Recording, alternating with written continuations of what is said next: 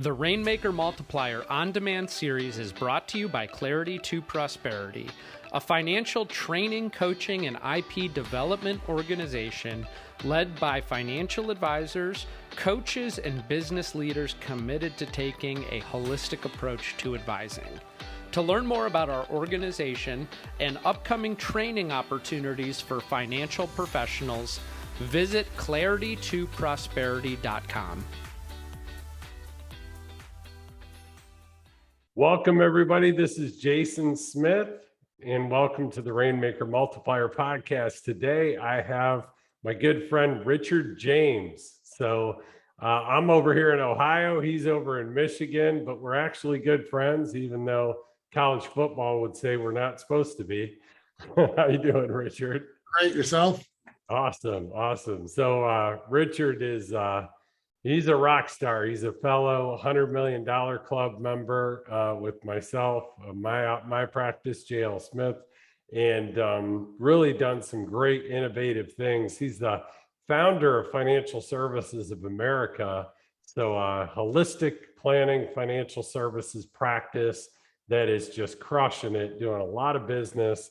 And really the reason I invited Richard to join today is because he has gotten down the acquisition of tax practices down better than anybody that I know. And so I'm proud and humbled to say that we played a role in that, in inspiring him to get into the tax preparation model as a way to enter a profitable lead generation solution that can generate a lot of financial services business for your firm. But yeah, thanks for joining us today, Richard.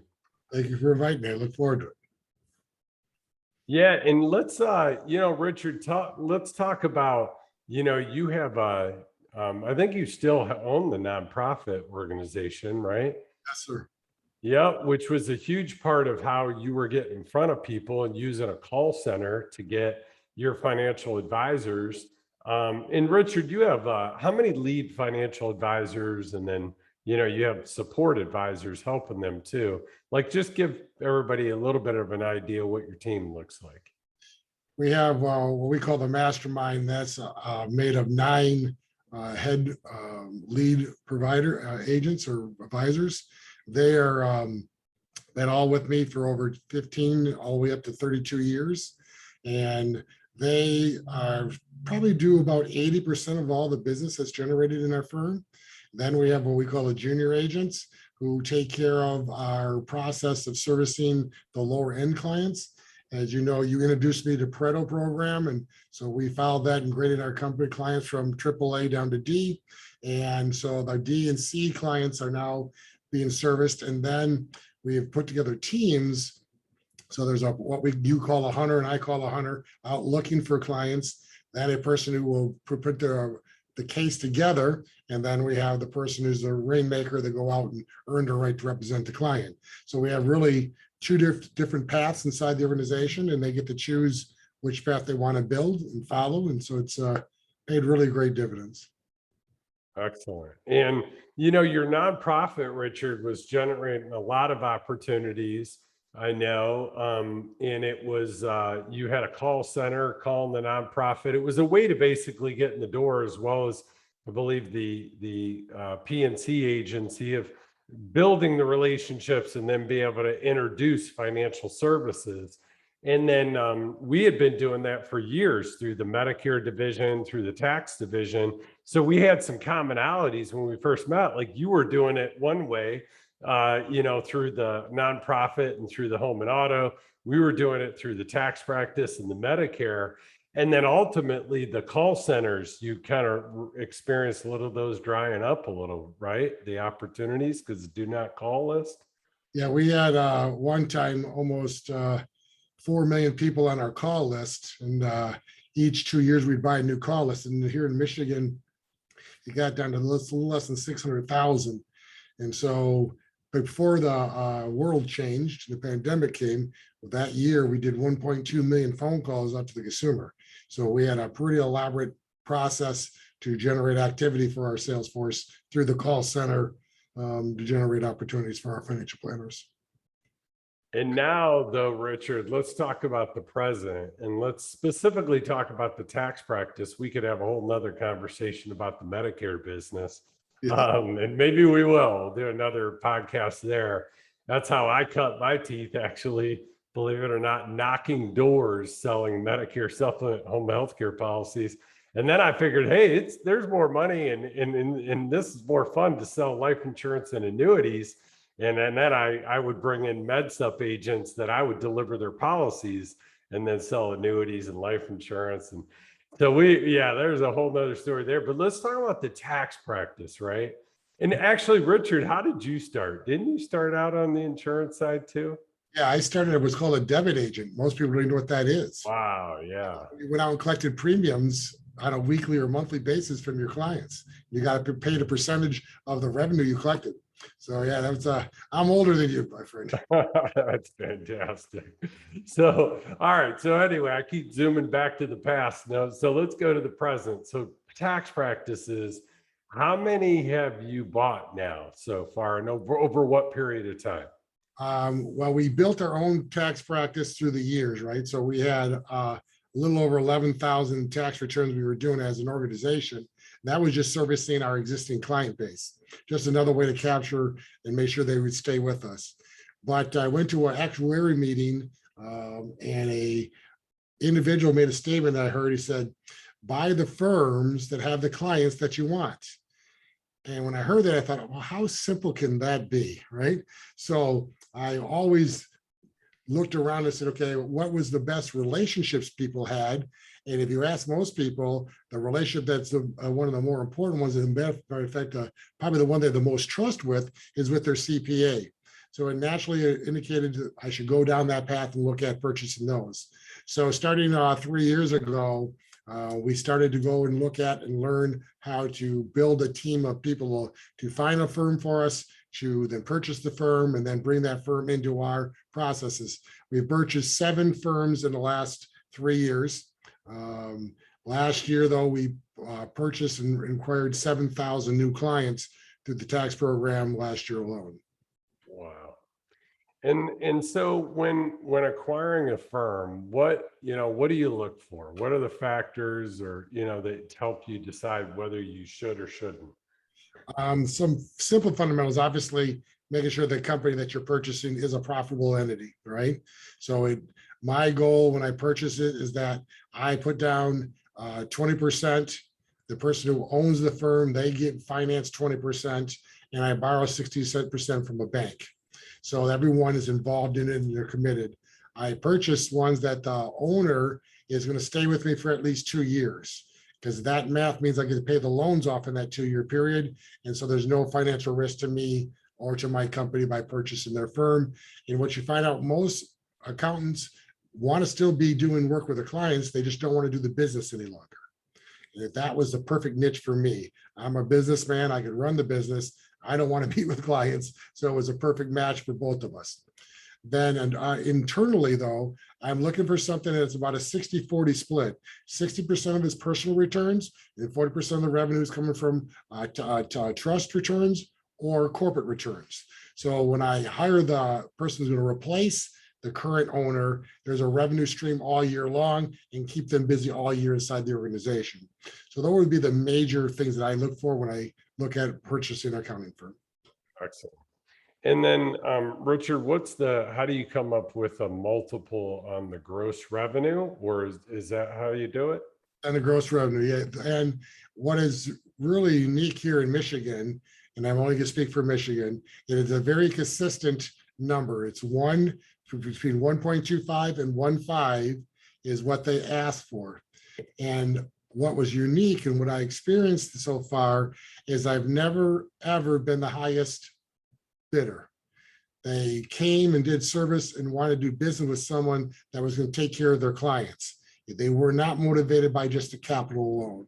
So every firm I've bought has never, ever, I've been outbid by every single one of those offers, but they chose our firm because of the holistic process that we've created with obviously your service and help, that they see that client's going to be better taken care of than just having an accounting firm or an insurance agent just buy it. They wanted to have that client be truly taken care of. And that's great. And then how about, do you try to, because just to make that previous owner, right, who's got the relationship with most of the tax preparation clients, and we know the ultimate goal is to make the tax clients financial services clients, the ones that they're a right fit, right? And so with that being said, do you try to make the owner a financial services client as part of the process? So of the 7 firms, 4 of them have given us the capital I paid them and gave it back to us to invest for them. So one of Okay. the requirements when we sit down with them is that we have one of our planners go out there and do a full presentation, all the entire process, so they can see all the steps and what's happening for their future clients. Why I do that is because of Don Chamberlain, a part of your company. I went to his educational program and he showed me how he has the tax preparer prepare the taxes and then the financial planner deliver the taxes. So I took his idea. And so when a person gets their tax return done, when the CPA is done or the tax preparer is done, they walk them over to the next office where my representative is waiting for the client, and they introduce themselves, and we have what we call a red flag presentation. So we show them some red flags in their tax returns and schedule a meeting in the future, because we have obviously got only a small window to meet all the clients that year with that company. Yeah, we're basically, the conversation turns from tax preparation to tax planning. How do we save money next year and into the future? Yep. And excellent. Use your line that the CPAs and tax preparers are basically history teachers, and we need to be planners for the future. That's right. You got it. Yeah. And so Richard, what is the, walk us through your process. If you're, first of all, how do you even find an opportunity? And then just, kind of walk us through the process of what it looks like for acquiring a business. There are several different brokerage firms out there that will, and they're specialized in gathering data on just not accounting firms, but there are multiple of opportunities. So they can, if you are looking, for example, you wanted to buy a law practice, there's a marketing company out there that establishes relationships with the people that are looking to sell, and then they bring people together. So we have an organization that we've used, and we give them the parameters that we're looking for, then they narrow that and find that client for us, and then they send that as information. We then receive all the financial statements from that client to look at it, make sure it's the match of what we're looking for. Then we have opportunity to schedule appointment. Well, we so far, almost every one of them had 20 to 25 people that wanted to meet with them.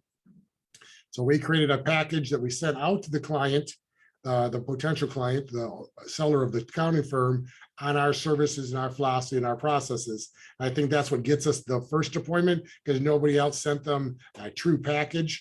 All right, Giftology, the book that you know of, we follow that process, so it separates us from everybody else. Then once we meet the accountant, the first meeting really is to see if there's a fit, right? Because if he's going to work with us and be a part of us for at least 2 years, you have to make sure you're interviewing them. They're not interviewing you. So you're qualifying them, learning about their background, what their average client's going to be like, and have basically a conversation on making sure that they understand your goal as a financial planner and the service you provide. Once that has happened, I've only had one person tell me no. The people that I offered to told me that they were not going to sell to me, and that was a mistake that I make. We won't talk about that now. And then once that meeting's done, then you sit down and I bring in my team of people that are going to go across and interview their employees, go through their financial statements, because that's not where I'm competent at, and then make it a recommendation to me, Richard, we should go forward or not. Once that's done and they say yes, we then make an offer to the accountant. And most of the time, there's been no negotiating going on. The number that I offered them and the process that we showed them, they said, yes, Richard, we want to do and have you be the new person to take over our client base. I've never paid more than 1.3% on the block of business, 1.3 times earnings. That's the highest I've paid. So it is a very simplistic process to go over. And once that's happened, to get them integrated to your company, I really follow the Don process. I put a person inside the staff. Now, like the bigger firms, though, I put one person in each day. So no financial planner was in there for 5 days or 6 days in a row. So they would go in on each person was assigned on Monday, Tuesday, Wednesday, Thursday, whatever it was. They spent 10 hours in there and met all the clients on that day. And then from there, we filtered them out through the Pareto process, determine who would be the right person to go see the client, and obviously do the capital that we're looking for. And once that's done, we just keep drip campaign on them, and we do the Pareto process. We mail them out the birthday cards and give them a gift once a year, and just like anyone else, service them till they feel comfortable. And Don made a statement, and to make sure everyone hears this, is it normally takes about 2 years before they're comfortable enough with you to say, yes, here's my financial statement. So you can't have the mindset that, oh, I meet 10 people today, I'm going to ask all 10 people for the financial statements. You will fail miserably. Build the rapport, service them, and then make sure they're content and happy, and obviously introduce your new company to them, and then to the next year, service them properly. Second year, our results are far greater than the first year's. That's fantastic. That was a great kind of summary of the overall process. And what you're describing is some of the things, Don and C2P that we teach in the tax client conversion and the tax practice builder, some of the different trainings we do. And even the tax management journey is where we teach the tax planning that is so instrumental when you're trying to really utilize tax planning as the transition from tax preparation to tax planning, and how that goes hand in hand with having a good, solid, holistic financial plan. And as you know, that the consumer looks at you differently when they see you as a consultant and educating them, not just trying to sell product. So when you're coming across in the path of being a tax planner and giving them information on something you have to do every single year without exception, it really puts you in a different position than most people in our industry. They are not providing the full plan that they should be. To me, it's a home run. And more importantly, for the advisors, it just builds their confidence because they're seen in the light of just not peddling a product, but providing a true service to the consumer. Yeah, absolutely. And I think, like, whether, the listeners out there, I use this terminology, and we help advisors in these different areas of, when it comes to tax preparation business, because some people, like, listen, in my opinion, if you're putting yourself out there as a holistic financial advisor or planner, you better know tax planning, right? And so get yourself educated on that, whether it be, joining Ed Slott's Elite IRA Advisor Group. I'm a member of that. We have a tax management journey training that's fantastic, point of sales ideas, strategies, things to utilize in tax planning, coupled with financial planning with your client. But get yourself educated there. But at the end of the day, what we're really talking about is, you need to have that tax planning knowledge to have success. But, like, how do you open up the door and find the opportunities and they're tax preparation firms, right? Like, so if you can buy a tax preparation firm like we're talking about today, or build it, which is what Don teaches with our tax practice builder, or you borrow it, right? Like, we did that more successfully with a firm. We were looking to buy about an hour from our office, and the guy ended up changing his mind, didn't want to buy it. But you know what he let us do? He let us borrow it. And when I say borrow it, he let us put a sign out front, and we did a revenue sharing agreement, 20% of the revenue that we generate, only on the insurance side. We gave him the option to get licensed or do a revenue share on the investment side, and they decided not to. Only on the insurance side. His wife got licensed, and now he opened up his entire database. We market to them. We do educational seminars. We do virtual webinars, and he sends letters out, sent bucket plan books out of all of them. And that model's been around a long time. I mean, listen, like, I think, like, if you're good you want to, if you're good at holistic financial planning, and you're good at tax planning, why not go out there and find tax preparation opportunities, because that is a natural discussion to go from tax preparation into tax planning. I think the viewers just need to make a decision if what position they want to be in when they're doing the taxes. Are they going to be the owner? Are they going to hire the preparer and just be a preparer? Are they going to borrow, like you said? And that's a choice that they have to make and what they feel best. I, as a business owner, want recurring revenue, so my multiplier is higher. So to me, it was a no-brainer. I buy a firm at 1.25 because of the size that I am. That multiplier now goes to at least a 3, if not a 4. So I'm in a far greater position. So and then more importantly, I'm using the profit of the accounting firm to pay for the company I just bought. So in 2 years, I'm free and clear, and I have a revenue share, a revenue process coming in. So it's, to me, it's a no-brainer. If you want to build a practice, if you have that skill set, that's great. If not, go buy one and buy a small one in your first one and learn how to do it properly, and then expand. Don't I didn't spend. It took me probably, I think the third one was when I went over $1 million, right? So before that, they were all below $1 million. So it was I was being conservative with my first one. I think I only paid like 350 grand for the first one, right? So that's a lot of money. But even if you messed up, you can do the tax preparing with just 2 or 3 preparers and cover your costs over maybe a 3-year period at the maximum 4 years. So it was a way for me to learn my mistakes I was going to make, and not something that was going to hurt my end results of my company. Yep.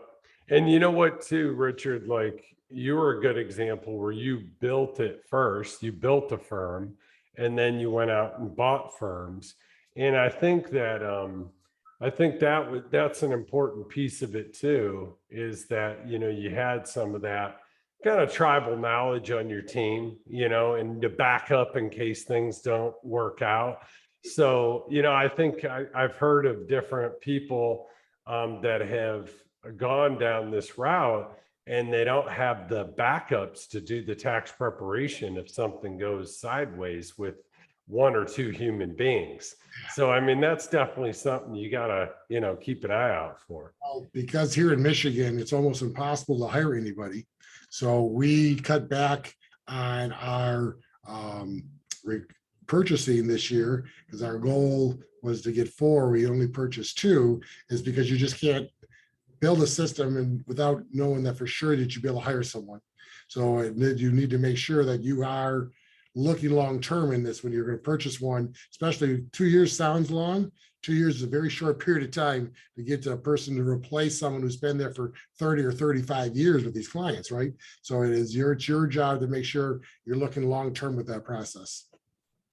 And Richard, just as we're kind of landing the plane here, let's talk about mistakes or that maybe you've made. You referenced one before. You're like, we won't talk about that now, but if you don't mind sharing, what was it where that didn't work out and buying that, and any other like points, tips, things to, look out for, mistakes that maybe you've made that you won't make again, that we could keep other people from making if they want to go this route. Sure. Well, the first problem is a pretty silly one. So I was meeting an accounting firm, and I wasn't paying attention to what I was driving. And I pulled up, and I'm pretty lucky. I have some nice cars. I pulled up with a Rolls Royce, and they could never get past the Rolls Royce. They were just dumbfounded that a guy was driving a Rolls Royce to meet with a meeting. So I own a 250 Ford, so a pickup. So now I drive my pickup to those meetings, so I'm not overkilling it. So that was just me not thinking. I should have known better. But the mistakes that I made is that I'm a trustworthy person. Do not make the mistake of thinking that they're not trying to hide something in the business proposal. So I had 2 cases that I walked away from because what I was shown in the original numbers did not turn out mathematically in the end. So make sure you are getting the books audited and you have someone that you can really truly depend on to give you the right information. The next one was a young lady told me she was wanted to retire in a year. And when I interviewed the employees, I found out she had cancer. So that changed that plan very quickly. Now, I bought that firm, but I went back to that young lady and said, okay, now, obviously, I'm going to change my offer to you because I have now replaced you instantly, right? Right. So don't always just go in that mindset that everyone's going to be as honest or upfront as you're going to be. Make sure you do your due diligence properly, and you are prepared to walk away from a deal. I know you know, in negotiation, the moment you're not willing to walk away, you lost. Well, I've not seen any firm that I was willing to risk my future capital because it was that perfect of a deal. Make sure you're always mentally saying there's another opportunity out there. Search and find the one that's best for you and what you're trying to accomplish. Excellent. Well, Richard, so thank you so much for sharing on the podcast today. And we're excited because, we're going to, at Clarity to Prosperity, our process development training coaching company, we're going to work with Richard and get this documented out kind of step by step even further, which will, what I found, Richard, in the past is, the bucket plan, for example. I had it and I was running it with clients and I was doing it with my team and I had it loosely documented. But once we utilized the instructional design team at Clarity to Prosperity, I'm going way back. It was unbelievable, the innovations, improvements, enhancements through that thinking through process. And so I think you're going to enjoy that. And that's what we're going to do with you and get that all documented. And for the listeners, they'll benefit for them that too, because, you may be able to gain access and expedite the process of the efficiency of buying a tax practice, if that's what you want to do in the future. As I referenced before, we do have the tax practice builder, building it from the ground up. My firm, I've been strategic. I want to ask you this real quick in closing, Richard. I've been strategically pruning the tax preparation clients that are not good financial clients just in recent years. That would not be good potential financial clients, just because I wanted to stay laser focused on serving the tax preparation people we do it for could be good financial clients or our current financial clients. Have you ever thought about that, or have you done that before? Once I was introduced to Pareto, we evaluated it, but because I'm buying it for the recurring revenue and I'm buying it for the multiplier, it made, because we're each client, we evaluated it, not if they're going to be a good financial planner, but are they going to be able to afford and stay with us long-term? And can we increase our cost of doing business with them so we be a profitable firm? So yes and no. And the same, we are, because I have full-time employees in the accounting firms, I want to make sure that revenue, even though it may only be $100 or $150 of profit on that tax return, that's still. So again, if you're doing it to market like your program, you're going to do a tax return for $100. Yes, I agree with that statement. Our average cost is almost $300, so it's a different business model. Right? That's an excellent point. Like if you're building it, like in our tax practice, we did discounted tax preparation to get the volume of people through so we could find the financial clients. Now what we've been doing is really pruning down those ones that are not good financial services opportunities, because it's, that's who we're really looking for is the end game. When you're buying a tax practice, you really can't afford to do that, nor would it make sense to, because it's a standalone profitable business unit, right, just on tax preparation. And one of the things that we see and we ask when we purchase them is how often do they give a raise to the cost of doing business with their clients? And I was surprised that most of them didn't do it for 3 or 4 or 5 years.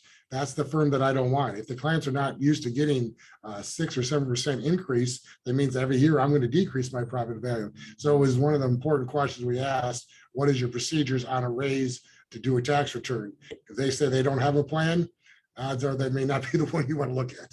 Right. Excellent. Well, thank you so much for your time, Richard. This is great. And we'll catch you on a future Medicare podcast. I think that'll be a good conversation of how we're building that business, or how we've each built those businesses. And also, very similar to the tax model, how we can introduce financial services to those Medicare clients. Look forward to it. All right. Take care, everybody. And thank you again, Richard. Have a great day, everybody. All right. The Rainmaker Multiplier On-Demand series is brought to you by Clarity to Prosperity, a financial training, coaching, and IP development organization led by financial advisors, coaches, and business leaders committed to taking a holistic approach to advising. To learn more about our organization and upcoming training opportunities for financial professionals, visit claritytoprosperity.com.